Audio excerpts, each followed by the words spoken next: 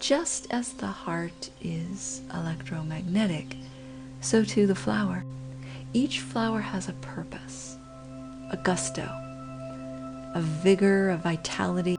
Flowers act as messengers of purpose and physical manifestations that perfume our senses with a remedy for our identity. Never comparing its growth nor bloom to another flower, so the saying goes. Flowers are simply committed to the work of becoming a bloom and help us do the same.